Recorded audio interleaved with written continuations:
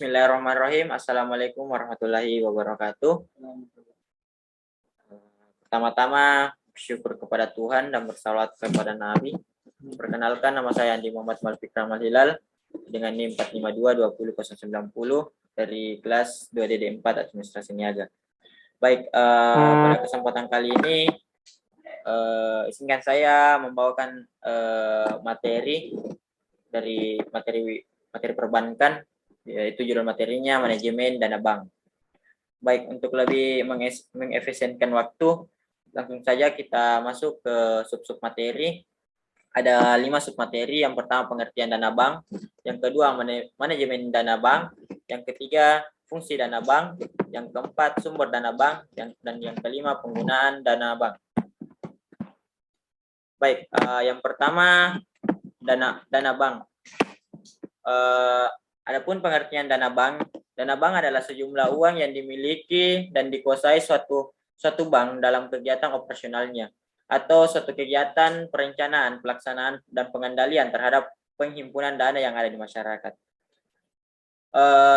Adapun menurut Lukman dalam bukunya tahun 2019 halaman 46, dia mengatakan bahwa bank adalah uang tunai yang dimiliki bank ataupun aktiva lancar yang di bank dan setiap waktu dapat diuangkan.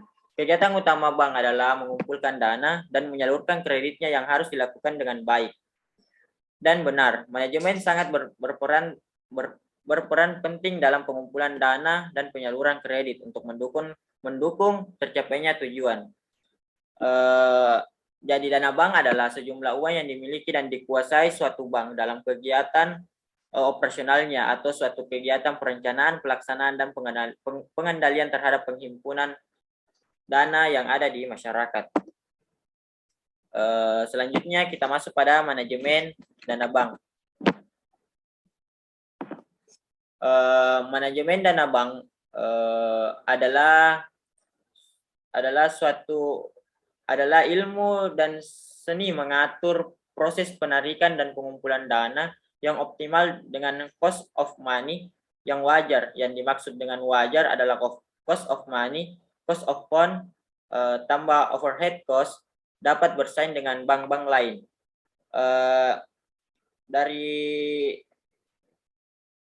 Dari pengertian manajemen bank sendiri, kita dapat sebelumnya kita mampu memberikan batasan-batasan. Yang pertama itu manajemen. Apa sih itu manajemen? Manajemen adalah ilmu dan seni mengatur proses pemanfaatan sumber daya manusia dan sumber-sumber lainnya secara efektif dan efisien untuk mencapai suatu tujuan tertentu.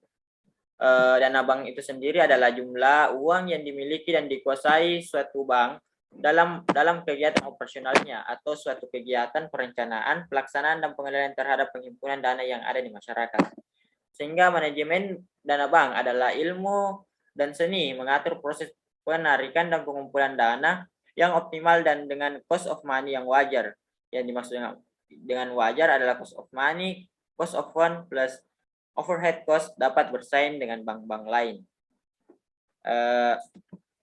Adapun pentingnya manajemen dana bank, yang pertama, bank sebagai financial intermediary institute merupakan mentransfer dana-dana dari unit surplus kepada unit defense dengan metode pembiayaan tidak langsung atau indirect financial modal. Yang kedua, manajemen dana bank selalu dihadapkan pada konflik of interest antara likuiditas dan rentabilitas. Yang ketiga, prinsip kehati-hatian sangat penting dalam dua manajemen dana bank khususnya.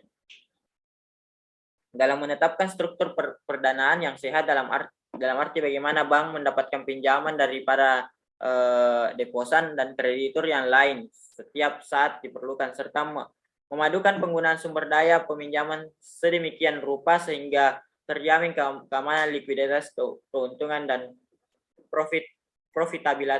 profitabilitas bank. Yang keempat, jumlah dana bank yang layak dioperasikan bank. Selanjutnya adapun ruang lingkup dana bank. Yang pertama, segala aktivitas bank dalam rangka penghimpunan dana-dana masyarakat dan aktivitas bank untuk menjaga kepercayaan masyarakat dengan penyediaan uang tunai bagi pemeliharaan kepentingan masyarakat penyimpanan. Adapun pentingnya manajemen dana bank. Pentingnya manajemen dana bank itu manajemen pengelolaan dana bank sangat penting bagi kegiatan perbankan untuk mendapatkan keuntungan yang diharapkan. Manajemen ini mengatur bagaimana perbankan memberikan dana kepada masyarakat dengan baik. Selanjutnya adapun tujuan manajemen dana bank. Yang pertama, memaksimumkan kemakmuran pemegang saham dapat ditempuh dan memaksimumkan nilai sekarang perusahaan. Yang kedua, sebagai pedoman dalam pengambilan keputusan yang mempertimbangkan faktor risiko. Yang ketiga, mempertimbangkan kepentingan pemilik, kreditor, dan pihak lain yang berkaitan dengan perusahaan. Yang keempat, memaksimalkan kemakmuran pemegang saham, lebih menekankan pada aliran kas daripada laba bersih dan dalam pengertian akuntansi. Selanjutnya kita masuk pada poin ketiga, yaitu fungsi dana bank. Fungsi dana bank terdapat 5 fungsi. Yang pertama, sumber dana kegiatan biaya kegiatan operasional bank. Yang kedua, untuk memenuhi ketentuan dari surat edaran BI. Yang ketiga, sumber dana investasi primer dan sekunder. Yang keempat, sebagai tolak ukur besar kecilnya suatu bank. Dan yang kelima, untuk memperbesar daya saing bank yang bersangkutan. Selanjutnya, adapun sumber dana bank. Jenis sumber dana bank itu sendiri dibagi atas 3, yaitu dana pihak satu yang bersumber dari pihak bank itu sendiri. Dana pihak satu adalah dana dari modal sendiri yang berasal dari pemegang saham, baik para pemegang saham tersendiri maupun pihak pemegang saham yang ikut mendirikan bank usaha tersebut pada waktu 11 kemudian, termasuk para pemegang saham publik. Selanjutnya yang kedua, dana pihak kedua bersumber dari lembaga keuangan lain. Contohnya call money adalah pinjaman dari bank lain yang berupa pinjaman harian antar bank. Yang kedua, pinjaman biasa antar bank adalah pinjaman dari bank lain yang berupa pinjaman biasa dengan jangka waktu relatif lama. Yang ketiga, pinjaman dari lembaga keuangan bank pinjaman dari lembaga keuangan bukan bank atau LKBB. Pinjaman terjadi ketika lembaga-lembaga keuangan tersebut masih berstatus LKBB. Ini hampir semua perubahan statusnya menjadi bank umum. Yang keempat, pinjaman dari bank sentral atau BI adalah pinjaman yang diberikan Bank Indonesia kepada bank untuk membiayai usaha-usaha masyarakat yang tergolong prioritas tinggi seperti kredit program, misalnya kredit investasi pada kredit investasi pada sektor-sektor ekonomi yang harus ditunjang sesuai dengan petunjuk pemerintah. Dan yang ketiga, dana pihak ketiga berasal dari masyarakat, seperti deposito berjangka, giro, tabungan atau cara-cara sertifikat deposito on call. Selanjutnya ada penggunaan dana. Penggunaan dana dari pengertian penggunaan dana itu sendiri merupakan suatu alat analisa keuangan yang sangat penting bagi financial manager atau bagi para calon kreditur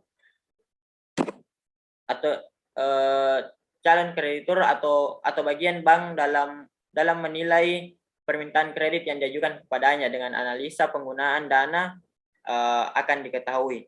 Selanjutnya ada pun tujuan dana bank, yaitu untuk mencapai tingkat profitabilitas yang besar serta mempertahankan kepercayaan masyarakat dengan menjaga agar posisi likuiditas tetap aman. Selanjutnya ada pun 3 penggunaan dana bank. Yang pertama, prioritas pengalokasian terbagi atas 2, yaitu cadangan primer dan cadangan sekunder. Cadangan primer terdiri dari kas fisik yang disimpan di bank dan saldo giro. Penanaman dalam primary reservoir digunakan untuk reservoir requirement penarikan dana nasabah sehari-hari, dan penyelesaian clearing.